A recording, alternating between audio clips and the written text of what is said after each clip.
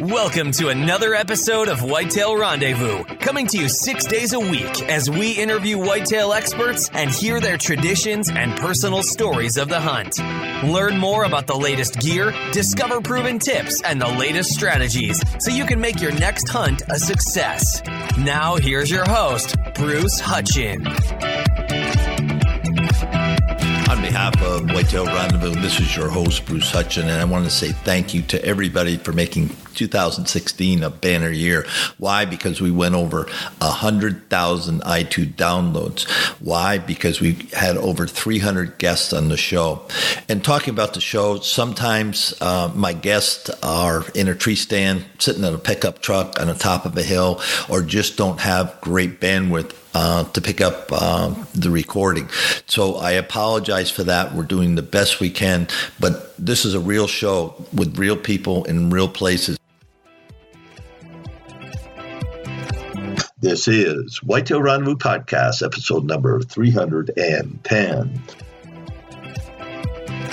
Welcome to another episode of Whitetail Rendezvous. This is your host, Bruce Hutchin, and we're going to meet up with Jim McPherson. Now, Jim's out of Northeast Missouri, and he's come up with a product he calls Outdoor Metrics. And the reason I'm having it on the show today is because this product can help us find out where the deer are, tag our setups, check out funnels, check out pinch points, and all in all, build a digital log. And a lot of us have logs, but sometimes they get wet, sometimes we forget to write in them. So this comes right along with you on your smartphone. And Jim's quite a hunter, so it's not going to be an infomercial, folks. It's going to be about why he created this product, because he is a deer hunter, a duck hunter, and a turkey hunter. So listen up. You're going to learn a lot about some resources that may help you in the field next year. Hey, listeners, don't forget to text 33444 Food Plot for your free Food Plot ebook. Welcome to another episode of Whitetail Rendezvous. Hey, folks, just really quick, on Sunday we hit 100,002 iTunes downloads, so thanks for all the listeners. Today we're heading down to Northeast Missouri with Jim McPherson. Now, Jim is the creator of Outdoor Metrics. He is also a passionate whitetail hunter, waterfowler, and turkeys. So, Jim, welcome to the show. Hey, Bruce, thanks for having me this morning. Yeah, I'm excited to have you because technology is a big part of our lives. People, I remember the first time I went whitetail hunting over 50 years ago. I had a pair of boots. I had something red. I had a red cap.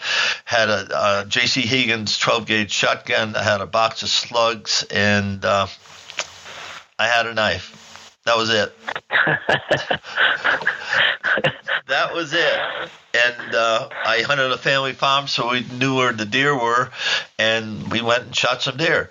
And that's as simple as it was. And today, it's unbelievable. So why don't you share just a little bit on the front end here, just about Outdoor Metrics and why you created it. Okay, sure, absolutely. Well, in a nutshell, what Outdoor Metrics is a web-based logbook for hunters.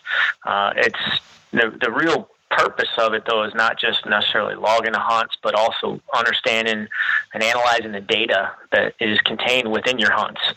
And so it's a logbook and a dashboard, an analysis tool, if you will, sort of like Runkeeper and MapMyFitness, all these fitness apps that are out there for exercise enthusiasts. But really the reason that we created this, I think, is just born out of our own experience. We've been keeping a logbook on our own farm for a decade, have probably close to 260 deer hunts that we've logged, and it was all done in written form, just like probably most guys out there keeping a notebook or something. But we really couldn't interpret or analyze or summarize any of that data, and so we just had the idea of building it into an application that would give hunters sort of the benefits of all that database intelligence and analytics and things like that. Make sense? It does make sense. Now, let's talk about, you just said it was born out of keeping journals. Now, I remember hearing stories about Fred Bear, and he kept a journal every single sit hunt that he was on. And, the times I've done that, especially fishing, I love to fish, and sometimes my paper would get wet. Sometimes, stuff would happen, and then I'd lose. Okay, at 2:00, blue wing olives came off. The wind was from the west. The temperature was this. The water temperature was that. What kind of rises we had. I mean, we had thorough books because that's what I was deep into fly fishing, and over the years, I said, man, I got 10 years of books. How do I put this? How do I digitize it? Now this is back in the 70s and the 80s when I was fly fishing so much, and I never figured it out. Now lo and behold, there's many different ways you can do it. So let's talk about the 3 to 5 advantages of using a digital book or notebook or why do it in electronic form instead of printed form? Well, I think the number one thing is you have the ability to summarize all that data. You can basically look at all those logs and put the data together and come up with trends or patterns or other sort of things that you can analyze. You can kind of decipher different things, and you can look at which stands might be the most productive. Or you could, like in your example, you could look at what kind of weather conditions were triggering the hatches that you were recording. There's another reason will be it's just a lot easier to do it electronically. So, for example, we can just attach the weather conditions to your log. You don't have to enter the weather conditions. If you're in a written format like your old notebook, you got to record, the hatch, the conditions, the type of flies you were using, the way that you were fishing, the time of day, all that. And then you also got to try to record the weather, which it's just too difficult, too time consuming. I think that's why most guys don't keep a log, is because there's no real return or reward for it, and it's time consuming to do it. So this makes it faster and easier. And then on top of that, you get the benefits of all the data analysis that comes with it. Yeah, you think of data. We're inundated with data, but I sit here with my smartphone and I can do a gazillion things. It's a computer. That just happens to be a phone.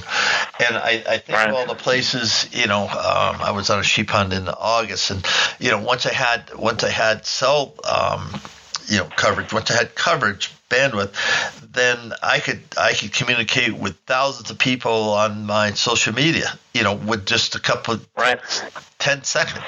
And it's just amazing where we live. Now, are you going to be at ATA? No, sir. Okay, because that's a good place to launch products. I was going to say, boy, I'd love to come by your booth and talk to you. Yeah. Now, let's go back. Let's switch it up a little bit, and we'll talk more about Outdoor Matrix. But let's talk about your hunting tradition. Where'd that come from? Oh, well, I think I just grew up in the woods. When I was a kid, we lived in St. Charles, Missouri. It was really still pretty rural back in the 70s. I had 1,000 acres of farmland right out my back door. And, just a little boy just running around in the woods with a BB gun. As I got older, I started fishing a lot. Typical thing here in Missouri would be bass and crappie. And when I was old enough, I started bow hunting. It was, I didn't have a place to go, but bow hunt you could do on public ground fairly easily. And, you could get the equipment you needed from an archery point of view. And I just fell in love with it. Every chance I got, probably from the time I was 14 on, I was in a tree stand somewhere or in the woods. Most of the time I was probably just hiking with a bow more than I was hunting, because I was learning as I went. But, that's how it started. And then from there, we quickly started turkey hunting. Like I said, we grew up in the heyday here for wild turkeys in Missouri, and it still is. The turkey hunt is still phenomenal. But I just grew up in the woods and, fell in love with it. That was the thing I was most passionate about just growing up as a kid. Now, tell me about turkey hunting. Now, you said in the warm-up, I headed up to Wyoming, and we're shooting prairie dogs and coyote, doing some predator work in the springtime. And the guy said, "You ever kill a turkey?" I go, "Nope." And so we ended up killing a nice tom turkey.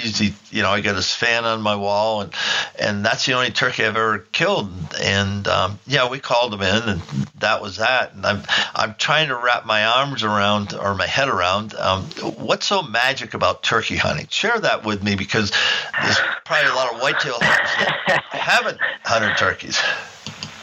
Well, I'm guessing most whitetail guys have probably done some turkey hunting of some kind, but there's so many things about it. For one, it's a whole nother time of year to be in the woods. There's something about the woods in the springtime before the woods are too thick. They're starting to green up. There's morels popping. The sights and sounds of the spring woods are just something beautiful in and of themselves. But then you get the sound of turkeys gobbling.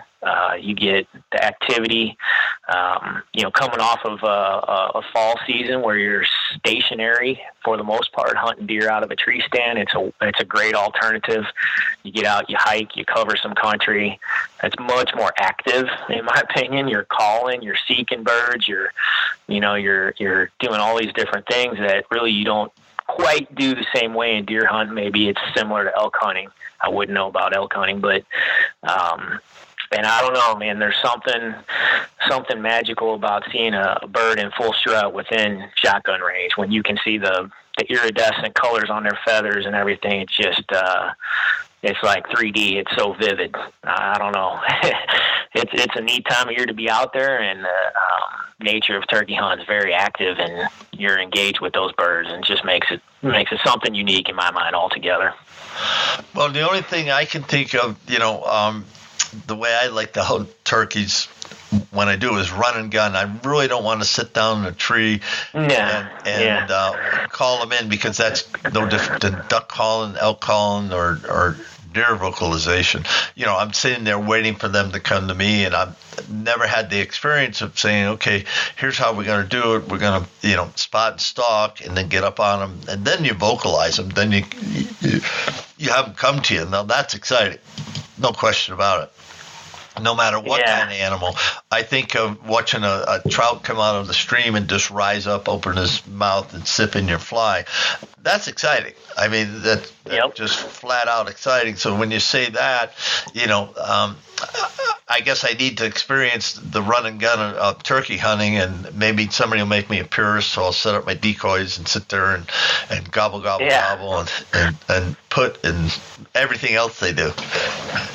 Yeah, we kill as many birds by sneaking up on them and maneuvering on them as we do by calling them in. It seemed like when we were younger, they responded a lot better to calling, but most of the time now, I'd say probably half of our birds or more, we kill them just by putting a sneak on them, as we call it. We figure out where they're at, and they don't want to come in because there's so many birds together, and we have to figure out how to maneuver on them. So it's real active. Like you said, it's the opposite of deer hunting. Yeah, because you can spot and stalk other critters, but I think that would really be fun on a turkey, because they got so many eyes, especially in their flock, and they're wary birds. I remember back in New England when I was growing up, there were a few turkeys back then, and if anybody shot a tom, it was the whole town knew about it. Yeah. Well, fortunately, the conservation departments have fixed that problem, and now there's 6 million some odd turkeys in the U.S. So there's enough of them to go around now. Now let's go to the duck blind. Now, how did duck hunting help you become a better deer hunter? Boy, that's a tough question. I'm not sure if I've necessarily correlated the two. I think probably in reality, duck hunting keeps me fresh as a deer hunter. What we do is we generally deer hunt the hardest in the first few weeks in November, and I mean we get burnt out. You spend 8 days in a row on a tree stand. It gets to be kind of tough, and so duck hunting is a change of pace. Ducks can't smell you. They're not necessarily nocturnal, although we sometimes think they are, and you can hang out with your buddies, and so it makes you it keeps you fresh as a deer hunter. Probably is the main thing. I'm not sure there's a lot of correlations from a strategy standpoint, other than, just being a good, smart outdoorsman. But probably the main thing is it keeps you fresh as a deer hunter, makes you, variety is the spice of life kind of thing. Yeah, one thing that I found, especially hunting grain-fed mallards that come into the beans or the corn, my layout had to be right. My camouflage had to be right. My blind had to be right, and then my calls had to be right. Yeah, once you get ducks on the ground, to me it's stupid, because you just shut up and wait till the ducks, start hammering in, and mallards are a little bit different than snow geese. And snow geese, you might have 5,000, 10,000 birds above your head spiraling down, and then once you shoot, well, they kind of leave. Yeah. But not so in mallards, because they come in 2s and 3s. Yeah, there's some big flocks, but they'll pump off and, as they say, web feet down. So, the patience and the setup, I think hunting, not on the water, but in grain fields, it's a lot like deer hunting, because you've got to have the wind right. You've got to have your blind set up right. There's a lot of things that got to be right. Then you got to talk right. So that's my 2 cents. That's my 2 cents on duck hunting on grain fields with as opposed to deer hunting. And patience, they both need patience.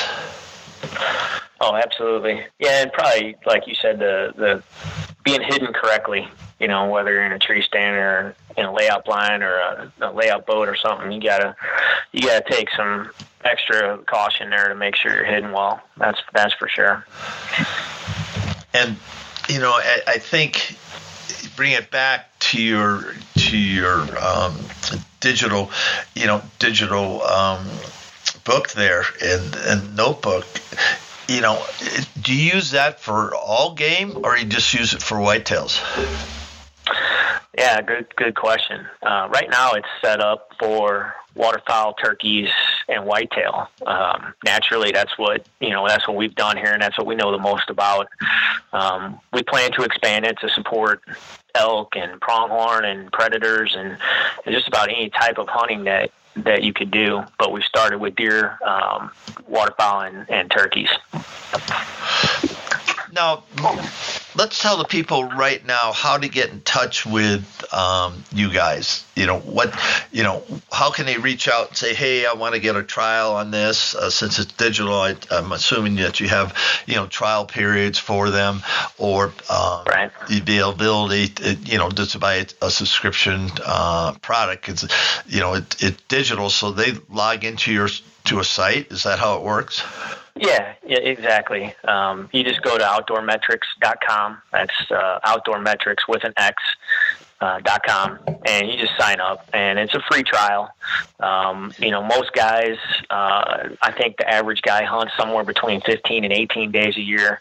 We have the trial period set up to where you log up to 10 hunts, and if you need more than 10, then you upgrade. But everybody can try the application out for free, and you get all the features of the application. You get to basically mark your spots, your stands, your blinds, and then log your hunts and kind of get a feel for the dashboards and what the dashboards give you from an information point of view. So outdoormetrics.com, it's a free sign up, free trial. You could also hit us up on Facebook.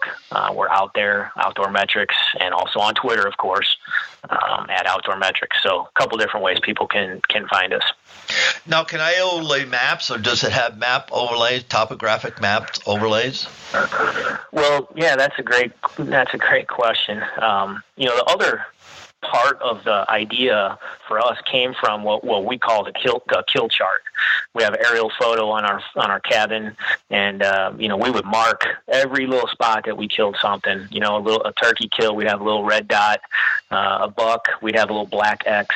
And so, besides the logbook itself, the kill chart or the map was half of the equation. So what we've done here is we kind of merged them. So when you use the application, you start on a map. And the map interface is the primary interface. You find where you're at, you put your tree stand there, or you put your duck blind, or you put a little, marker that says, hey, this is a spot where we duck hunted. And then you create the log from there. So everything's really done from the map. So every log has a GPS location that goes with it. And that's how, for example, we're able to attach the weather data, because we'll have the GPS for the log. But everything starts with a map. And so besides the dashboards, you get a map visualization that shows you where all your hunting spots are. Imagine, what you were telling me, all the places you've hunted in your whole life. What if you had a little, red dot or a blue dot or something on every one of those places you ever hunted or fished in your life? How cool would that be to be able to sort of look back on that and see all that from Wisconsin to Alaska to, just think about that. How cool would that be? So a lot of it starts from the map. And that's where you do your logging and your marking. Yeah, I use Google Earth, and it's funny. I was laughing. Yep. I was laughing because, there's one unit that, I've killed a few elk, and if I take it from the highest height, it's 30,000 feet. All the pins are clustered. It's like just yep. And just the same with fishing, and that's one thing I love Google Earth. I can put a pin anywhere, but that's all I have. I have a pin and I have some pictures. Now, if I could transfer that to where when I'm in Unit 2 hunting and I down another nice bull or a cow, I take an animal, then I can put there. But automatically, if I hear what you're saying, then I'm standing there with, of course, bandwidth, and I go, okay, here's the date, here's the times, here's the weather, here's everything that I could dump into that, because I'm sure it's searchable. And I should ask you that before I assume that. Now, can you search this database to say, okay, when have I killed the most ducks in October? Can it do that? Yeah, that's exactly the idea. First of all, I would say it's your database. It's meant to be a private logbook. It's not intended to be a social thing where everyone else can see all your data. This is just your data. But that's exactly the point. You can go back in time and see when things were hot, when things were not hot, all of that kind of stuff. That's exactly the point. Yeah, especially, I do a lot of work, during the rut period, talking to people from various across the country about the rut and the status of the rut. And if they had a device like this, then they could just say, okay, I'll sit in a stand, northwest, east, Buffalo, Mondovi Creek and Buffalo River, bottoms, cold, wind blowing out of southwest, front just came through, Mr. Buck should be here at any time, type thing, bam, and I'm done. Now, where does that go? Can I download that right to my PC? Well, it's a web application, so you can hit it from your laptop, your phone, browser, any device. It's all the same, and you can log hunts from 5 different devices, but you're feeding the same web application in the background, and so then you can see all that log data from any of those devices again. Okay, so Outdoor Metrics / Whitetail Rendezvous. That's my account. If that's how you created your account, just your email and password, that you have to create for an account. Right. But I want to go back to something you were just pointing out, like so from a point of view of kind of understanding, well, when's this buck going to be here, or what was the conditions like before? Now, one of the other things that you log is activity that you see. So of course you log what you saw, how many does, how many bucks, how many quality bucks, but you also log the behaviors.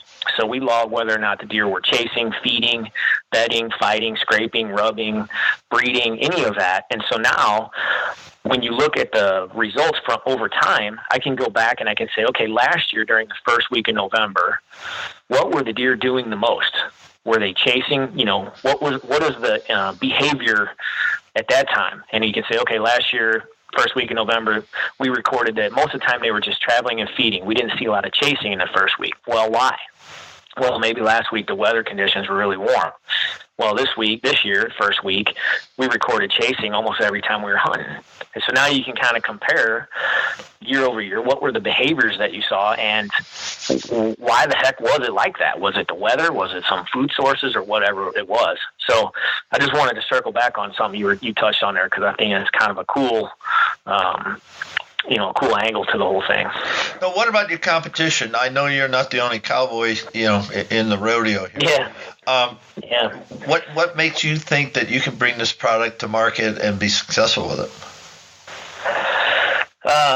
Well, I guess we're banking on our own passion and subject matter expertise here a little bit. When we first started doing this in 2014, there weren't a whole lot of apps or technology software apps for hunters, and in the last couple of years it's just gone crazy.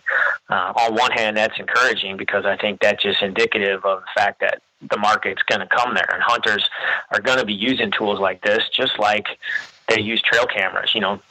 15 years ago you didn't have any trail cameras, and now there's not a whitetail hunter out there that doesn't have at least a couple. So it's encouraging to see Scout Look and Deer Tracker and these different apps that are out there. And they're all good, and they've all got some interesting things that they do. For us, I think that the most thing we're focused on most is the database analytics, sort of like sabermetrics for deer hunters. Sabermetrics being the baseball stats. It's that sort of advanced analytics for deer hunters.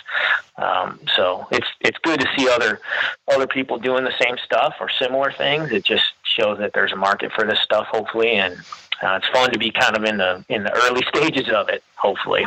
So sounds like Moneyball to me. I don't know if you ever saw that when the athletic. I haven't seen that, but you should see it, because that's exactly the GM found a smart technology kid, and said, okay, how can we do this? Because I only got so much money, and what do I have to do? And then they start drilling down.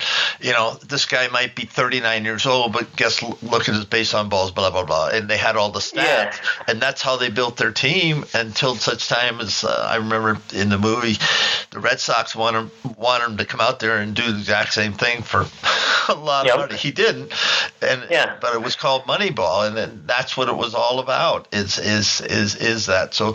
Listeners, take heed about what Jim's saying, and if it's his tool, great. But today, knowledge is at your fingertips, and if you're going to be a 365 hunter, you're in. It's January, February, March. You're looking for sheds. You find sheds. You're finding specific trails. You see the bedding grounds. You see where the deer are going in wintertime, and then you act accordingly when you start opening up your food plots. And once you open your food plots, then you're taking inventory. You're long distance scouting, taking inventory of who's eating what. You're putting up the little cages so you can see how they're hammering it, and they're not hammering the cage stuff, so you can see, hey, we got too much, too little. That helps you with the buck-doe ratio. Then you start getting into August time when the horns are hardening up, and they're no longer with the does, and they're all only feeding all together. They're kind of off by themselves, and then we get into late August, September, and game on, because they're all thinking about, okay, I'm the dominant buck, and I'm doing this, I'm doing that. So if you could take all that data I just said in 3 minutes or less and digitize that, and then have it on your hand, and then study it and put to maps, and say a fire went through, how's that gonna change things up? You had a flood, the bottomlands are flooded, which happens, and okay, how am I going to change it up? And that makes you a better hunter. And so that's why I wanted Jim on the phone, because I want everybody out here to be better hunters and to think, okay, what tools can I use? How can I become a better hunter 365 days a year? Because more and more mature bucks are killing. We're letting the young ones go so they can grow. The industry is changing because people are saying, hey, I want to see big deer on my trail cameras and know that he's out there. Whether or not I'm going to get him, I don't know. But to me, that's what this discussion was about. And Jim, we got just a couple minutes for you to give shout-outs, and then we'll call it a show. Absolutely. I appreciate that. Probably one of the most interesting statistics that we gleaned from all this, Bruce, was the average number of hours that you need to sit in a tree stand in order to see a quality buck. And it was really funny when I first started doing this. I asked all my buddies, like, hey, how long do you think you got to sit in a stand before you see a good shooter? And guys were saying, all week, 40 hours, 50 hours. When we crunched the numbers, we saw over our decade on our farm, it was 10 hours. And so now, like, okay, that's just a statistic, but everyone had a little different pep in their step. They didn't realize it was that frequent that we were seeing shooters. And so just one statistic like that, like, put a lot of lift in everyone's, spirits, and they were out hunting more because they figured, hey, it's only 10 hours and I'm going to see another quality buck. And so it's that kind of statistics. But, just to give some shouts out, maybe I spent the last probably decade or so working with the guys at Winchester Ammunition. They're based here in Alton, Illinois, across the river. And I learned a whole lot about the hunting industry working with those guys. There's some great people over there at Winchester. Obviously make the best ammunition in the country. Got to meet some other folks at Browning Ammunition. And so I would definitely give them some props for working with me and giving me a chance to get into the industry a little bit over the years. And, look forward maybe to working with those guys again here sometime soon. Yeah, as well as myself, and on behalf of our listeners, all across North America, and we even have some veterans that are in country. They listen to the show, so we're global and we're growing, and it's people like you that make our shows a success. So, Jim McPherson, thank you so much for being a guest of Whitetail Rendezvous. Thanks for having me, Bruce. Appreciate it. Stay tuned for the next episode of Whitetail Rendezvous. We're going to go down to Ohio and visit with Tom Denny. Tom is the owner and founder of Woods and Water Addiction, and he's got a partner in there, Darren Woods. They were established in 2014, and they experience Florida, Texas, Kentucky, and Ohio. They do a little fishing and a lot of hunting. So listen up, and he's going to share some secrets about how he put down a big buck by letting somebody else have his stand. Thanks for joining us. Be sure to tune in tomorrow for another episode of Whitetail Rendezvous, where you can listen and learn from the experts so you can be more successful on your next hunt. Until next time, listen, learn, and succeed.